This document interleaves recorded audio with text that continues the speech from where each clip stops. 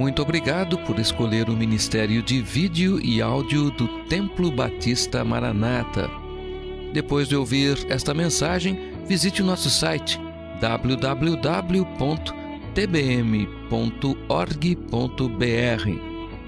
A nossa igreja oferece discipulado cristão, instituto bíblico e muitas oportunidades para o seu crescimento espiritual.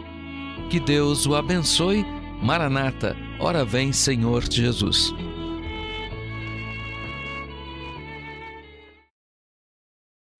Mateus capítulo 9, daremos do versículo 35 ao versículo de número 38. Vamos orar mais uma vez.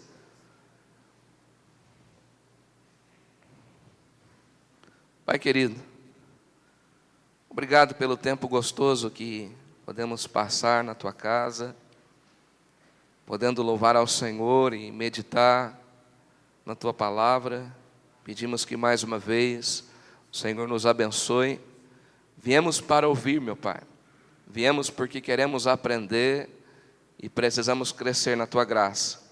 Então que a Tua palavra, meu Pai, realmente abençoe cada coração, que ninguém fique do lado de fora, mas que todos sejam alcançados e desafiados por ela. Conceda-nos, meu Pai, a liberdade que precisamos para ser tão somente um instrumento nas Tuas mãos, um vaso de honra para o louvor da Sua glória. É a nossa oração em nome de Jesus. Amém. Mateus capítulo 9, do versículo 35 ao versículo de número 38.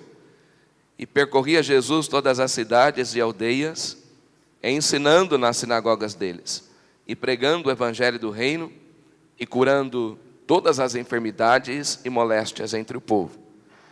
E vendo as multidões, teve grande compaixão delas, porque andavam cansadas e desgarradas como ovelhas que não têm pastor. Então disse aos seus discípulos: a seara é realmente grande, mas poucos os ceifeiros. Rogai, pois, ao Senhor da seara, que mande ceifeiros para a sua seara. Podem se assentar.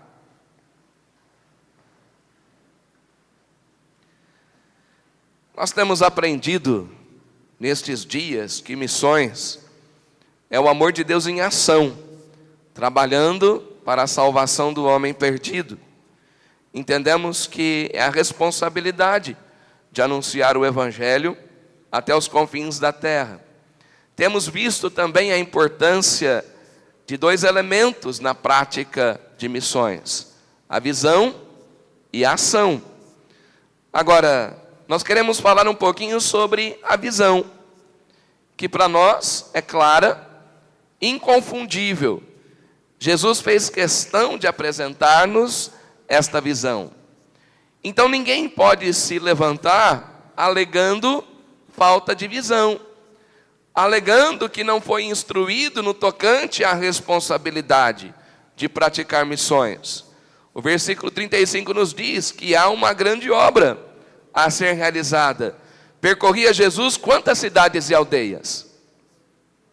Todas as cidades e aldeias, pregando, curando, evangelizando. Então há uma grande obra. O versículo 36 nos fala sobre uma multidão desesperadamente perdida que precisa de salvação. Vendo as multidões, teve grande compaixão delas. Por quê? Porque andavam desgarradas e errantes como ovelhas sem pastor. Então há uma multidão em desespero.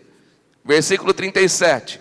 Há um grande campo missionário com escassez de missionários. Disse aos seus discípulos: a seara é realmente grande, mas poucos os ceifeiros. E então, em último lugar, podemos aprender que há um poderoso Deus pronto para enviar mais missionários para os campos. Rogai, pois, ao Senhor da seara que faça o quê? Que mande mais trabalhadores, que mande mais ceifeiros para a sua seara. O contraste é muito grande, né? De um lado, bilhões de almas perdidas à espera de uma palavra que lhes indique o caminho da salvação. Por outro lado, poucas centenas de missionários, né? Prontos para realizar esta imensa tarefa evangelizadora. Ressoa nos nossos ouvidos, né? O clamor: passa a Macedônia e ajuda-nos. Então esta é a visão, amados irmãos. Esta é a visão que a igreja precisa ter, que nós em particular precisamos alcançar. Mas quando é que vamos agir? Quando é que nós vamos colocar esta visão em prática? Se é clara para todos nós, e se entendemos que é responsabilidade nossa, quando é que nós vamos agir? Em primeiro lugar, agiremos quando entendermos que podemos ser úteis. Nós agiremos quando entendermos que podemos ser úteis. Amados irmãos, Deus conta conosco, amém? Não importa quantos anos você tenha, não importa o seu grau de escolaridade, não importa a sua cor de pele, não importa quanto você ganha por mês, Deus está contando com todos nós. E nós já aprendemos que missões é uma tarefa que exige o envolvimento de todos, exige o envolvimento da igreja. Então entenda que você pode ser útil nas mãos do Senhor. Abra sua Bíblia comigo para Atos, capítulo 16. Atos, capítulo 16. Eu vou apenas resumir a história em função do tempo. Atos capítulo 16, do versículo 22 ao versículo 26. Esse texto relata o momento da chegada de Paulo e Silas em Filipos. Amados irmãos, eles não foram recebidos com um tapete vermelho. Não fizeram um banquete para recepcioná-los quando chegaram na cidade de Filipos. Ao contrário disso, foram açoitados com varas, e além de serem açoitados, foram aprisionados. Agora a história nos diz que prenderam as mãos de Paulo e Silas, prenderam os pés de Paulo e Silas, mas não puderam prender os corações de Paulo e Silas. Eles, naquele ambiente adverso, extremamente difícil, estavam cantando e orando ao Senhor. Amados irmãos, o que é que faz alguém cantar e orar num momento de aflição? Com certeza, a graça de Deus. Com certeza, o propósito de viver para a sua glória. Com certeza, aquele desejo intenso de ser útil nas mãos do Senhor. Então a história nos diz que perto da meia-noite, Paulo e Silas estavam cantando. Eu não sei o que é que eles cantaram. Talvez alguns dos hinos, né, que nós geralmente cantamos. Castelo forte é o nosso Deus. Do outro lado, Silas: espada e bom escudo, cantando ao Senhor. E de repente eles começam a orar: Pai, nós te agradecemos pelo privilégio que temos de padecer por Cristo. Nós não estamos arrependidos, estamos alegres, né, por estarmos nesta prisão, porque sabemos que estamos cumprindo, né, um mandamento que do Senhor recebemos. Então, cumpra em nossas vidas a sua vontade, ser servido em usar as nossas vidas.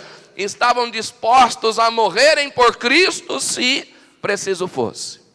Então vejam, eles não estavam prontos apenas a viverem por Cristo, mas se preciso fosse, estariam dispostos a morrer pela causa. E a história então nos diz que, diante deste cenário, Deus então enviou um grande terremoto que abalou os umbrais daquele cárcere, abalou, na verdade, os alicerces daquele cárcere. Todas as portas se abriram.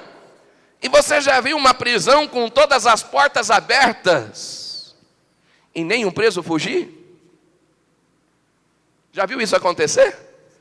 Eu também não. Mas o texto nos diz que todas as portas do cárcere se abriram, mas ninguém fugiu. O carcereiro do lado de fora tirou a sua espada, queria se suicidar, e logo Paulo e Silas clamam: não! Ninguém fugiu, todos estão aqui. E ele se prostra então, aquele carcereiro se prostra e faz aquela pergunta que o atemorizava, que exigia resposta, né? Varões, o que eu preciso fazer para ser salvo? Era a pergunta que gritava no seu coração, que exigia uma resposta: o que devo fazer para ser salvo? Então ele foi instruído por Paulo e Silas: creia no Senhor Jesus Cristo e será salvo tu e toda a tua casa. Ele abre o coração, se rende a Jesus, e de repente toda a sua família também se converte a Cristo. Foi um momento de festa, foi um momento de júbilo, e o nome do Senhor foi glorificado. Sabe por quê, irmãos? Porque Paulo e Silas entenderam que podiam fazer algo para Deus. Mesmo nesse momento de adversidade, não perderam o foco, não perderam a visão. Eles queriam ser um instrumento nas mãos do Senhor. João capítulo 4. Volte aí a sua Bíblia comigo. Esse é um texto maravilhoso da palavra. Jesus estava a caminho da Galileia e era-lhe necessário passar por Samaria. E em Samaria havia um poço conhecido como Poço de Jacó. Jesus então, cansado do caminho, se assenta ao lado do poço, enquanto os seus discípulos foram à cidade comprar comida. Aquele era um lugar muito frequentado pelas pessoas da região. Aquele poço era responsável pelo abastecimento, das cidades circunvizinhas. Então era um lugar muito frequentado. E o texto então nos diz que perto do meio-dia uma mulher se aproxima para tirar água do poço. Era uma mulher samaritana. E nós conhecemos o contexto da história: uma mulher desprezada pela sociedade, uma mulher dominada pelo pecado, uma vida miserável, usada pelos homens. E ela escolheu aquele horário do dia justamente porque o poço era pouco frequentado naquele horário. O sol era escaldante, a maioria das pessoas estavam trabalhando, então era um momento que na verdade poucas pessoas buscavam água no poço. Ela se aproxima e Jesus então estabelece um diálogo com aquela mulher. E é interessante nós pensarmos que judeus não se comunicavam com samaritanos, havia uma barreira muito grande. Mas Jesus então pede água àquela mulher: dá-me de beber. E ela se espanta e diz a Jesus: mas como? Sendo tu judeu, me pedes de beber a mim, que sou mulher samaritana? Judeus não se comunicam com samaritanos. E Jesus agora lhe diz: se tu conheceras o dom de Deus, e quem é o que te diz dá-me de beber, tu lhe pedirias e ele lhe daria água viva. E aquilo chama a atenção daquela mulher. E ela diz a Jesus: Senhor, o Senhor não tem como tirar água do poço, o poço é fundo. Mas onde é mesmo que eu posso encontrar desta água? Onde é mesmo que eu posso beber desta água que vai saciar a minha sede por toda a eternidade? Eu tenho sede, eu preciso saciar a minha sede. E Jesus então se apresenta como Messias. Jesus se apresenta como Salvador. Jesus diz àquela mulher: sou eu, o próprio que está falando contigo. Sou eu quem posso saciar a sua sede de uma vez por todas. E ela então naquele momento se rende ao senhorio de Cristo e deixa aquele lugar, meu amado, e volta para os seus e começa a contar para todos quanto pôde sobre o milagre operado por Jesus na sua vida. Ela diz então àqueles que estavam ali diante da sua presença: venham conhecer alguém que mudou a minha história, venham conhecer alguém que transformou a minha vida. E olha, irmãos, era uma história extremamente triste. Agora, veja comigo o versículo 39. Muitos foram alcançados pelo testemunho daquela mulher. Muitos dos samaritanos daquela cidade creram em quem? Em Jesus. Por causa do quê? Por causa da palavra da mulher. Vejam, ela entendeu que podia ser útil nas mãos do Senhor. Uma vez alcançada pela graça do Senhor, ela logo entendeu que podia ser uma bênção na vida de outras pessoas. Irmãos, nós podemos ser instrumentos nas mãos de Deus, amém? A mesma graça que nos alcançou pode alcançar outras vidas. Missões é alcançar o mundo com a graça do Senhor. Então entenda que você é útil, entenda que Deus deseja usá-lo como instrumento das suas mãos. Fomos salvos com propósito, salvos para servir. E essa mulher entendeu o plano de Deus, né? Entendeu que foi salva com propósito e imediatamente passou a servir a Jesus. E aqueles agora estão dizendo, versículo 40, indo pois ter com ele os samaritanos. Irmãos, eram muitos. Indo ter com ele os samaritanos, rogaram-lhe que ficasse com eles, e ficou ali 2 dias. E muitos mais creram nele por causa da sua palavra, e diziam à mulher: já não é pelo teu dito que nós cremos, porque nós mesmos o temos ouvido, e sabemos que este é verdadeiramente o Cristo, o Salvador do mundo. Muitos se renderam aos pés do Salvador, porque uma mulher alcançada pela graça aceitou o desafio de proclamar Jesus. Quando é que nós vamos agir? Quando entendermos que podemos ser úteis. Segundo lugar, quando deixarmos de olhar para as dificuldades. Irmãos, sempre teremos dificuldades. Agora, olhar para as dificuldades não vai resolver os problemas da vida. Olhar para as dificuldades apenas amortecerá o nosso crescimento, amortecerá o nosso envolvimento na obra. Então olhe para a grandeza de Deus, olhe para aquilo que Deus pode fazer por você, aceite o desafio. Em Marcos capítulo 2, nós encontramos a história de um paralítico que precisava ir a Jesus. É um texto bastante conhecido e muito usado, né, de uma maneira ilustrativa. Jesus estava em Cafarnaum, e Cafarnaum se tornou praticamente o centro do ministério de Jesus. E o lugar onde Jesus estava repleto de pessoas.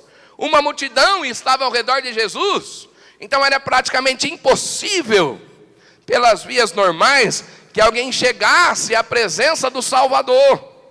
Mas alguém estava se aproximando, queria ir a Jesus, e se depara com uma necessidade urgente, um paralítico. E este então pergunta ao paralítico: o senhor gostaria de ir a Jesus? Ele logo responde: sim, é o meu maior desejo, mas não tem ninguém que me ajude. Tantos já passaram por aqui, mas ninguém se disponibilizou a me ajudar. Então este logo pensa: preciso fazer algo para abençoar este que está à beira do caminho. Irmão Silvio, me ajude aqui. Então ele encontra o irmão Silvio e pergunta ao irmão Silvio: se você poderia me ajudar? Temos um paralítico ali que precisa de ajuda, vamos levá-lo a Jesus.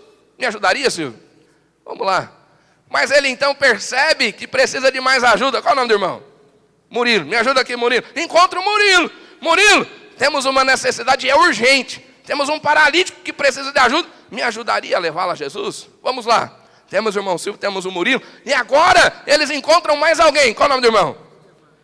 Ildemar. Irmão Ildemar. Temos uma necessidade. Ildemar, temos que levar um paralítico a Jesus. E é uma necessidade urgente. O irmão nos ajudaria? Faz favor. Estamos em 3. E agora então eles continuam. Me ajudam. Vamos levar o paralítico a Jesus. Qual é o nome do irmão? Irmão Augusto. Temos uma necessidade. Temos que levar um paralítico a Jesus. O irmão me ajudaria? Vamos lá. 4 homens, possibilitando ao paralítico a oportunidade de conhecer Jesus como Salvador. Mas as dificuldades eram grandes. Pelas vias normais, eles não conseguiam chegar onde Jesus estava. Então, o irmão Murilo apresenta uma sugestão. Eu creio que nós poderíamos fazer um buraco no telhado. Então, podemos descer o paralítico a Jesus. O irmão Augusto olha para o irmão Murilo e diz: é verdade, eu tenho uma corda novinha em casa. Podemos amarrar o paralítico bem amarrado na sua cama e vamos descê-lo a Jesus. Irmão Ildemar acrescenta: eu tenho um serrote novinho, nunca foi usado. Vamos serrar o telhado daquela casa e vamos descer o paralítico. Irmão Silvio, eu tenho uma escada reforçada, vou levá-la. Então, colocaremos o homem no telhado e vamos descê-lo à presença de Jesus. Agora, entenda. Já imaginou se o irmão Augusto, já imaginou se o Murilo, já imaginou se o irmão Demar olhassem para as dificuldades? Vocês estão ficando loucos? O homem já é paralítico. E se ele cai lá de cima? Se algo der errado? Irmão, se nós olharmos para as dificuldades, não sairemos dos nossos lugares.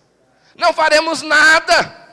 Ficaremos estacionados na vida. Então, erguem o paralítico. Fazem um buraco no telhado. E agora então estão descendo o paralítico à presença de Jesus. E quando Jesus contempla aquela cena, ele logo disse: filho, estão perdoados os teus pecados. Levanta-te, toma o teu leito e anda. O milagre aconteceu porque 4 homens não olharam para as dificuldades, aceitaram o desafio, entenderam, irmão Geraldo, que era possível. Missões é uma tarefa possível. Nós não estamos tratando de uma impossibilidade, meu amado. É uma tarefa possível. Obrigado, irmãos. Deus os abençoe. Que dificuldade é tão grande